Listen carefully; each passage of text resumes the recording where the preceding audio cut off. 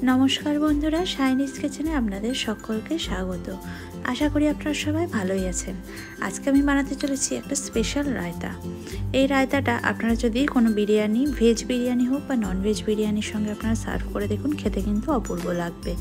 তাহলে চলুন দেখে নেওয়া যাক আজকের রেসিপিটি। প্রথমে আমি এখানে নিয়ে নিয়েছি চীনাবাদাম, কয়েকটা কোয়া রসুন, আমি মোটামুটি 10 থেকে 12টা কোয়া রসুন নিয়েছি আর 3টে শুকনো লঙ্কা। এবার আমি কড়াইয়ে সানফ্লাওয়ার অয়েল গরম করে এই রসুন, পিনাট বাদাম আর শুকনো লঙ্কাটা হালকা করে নাড়াচাড়া করে ভেজে তুলে নেব।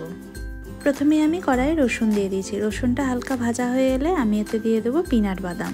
বাদাম আর রসুনটা কিছুক্ষণ নাড়াচাড়া করে নেব, কারণ প্রথমে যদি শুকনো লঙ্কা দিই শুকনো লঙ্কাটা কিন্তু পুড়ে যেতে পারে। একটু ভাজা হয়ে এলে আমি এতে শুকনো লঙ্কাটা অ্যাড করে দিলাম। এবার আমি গ্যাসের ফ্লেমটা বন্ধ করে দিয়ে এগুলোকে কড়াইয়ে তেল থেকে তুলে নেব।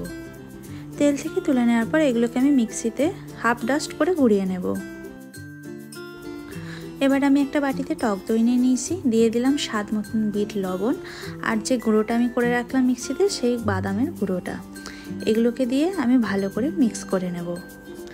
আপনারা চাইলে এর মধ্যে কিন্তু বেরেস্তার পেঁয়াজও হালকা গুঁড়িয়ে এতে দিয়ে দিতে পারেন, আমি এখানে বেরেস্তাটা দিইনি। দিয়ে দিলাম ধনেপাতা কুচি, এগুলোকে দিয়ে আমি ভালো করে মিক্স করে নেব।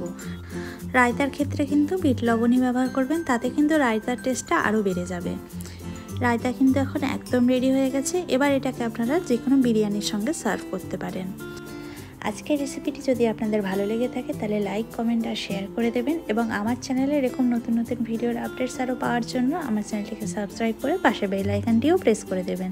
সকলকে ধন্যবাদ। সুস্থ থাকবেন, ভালো থাকবেন। দেখা হচ্ছে পরের ভিডিওতে।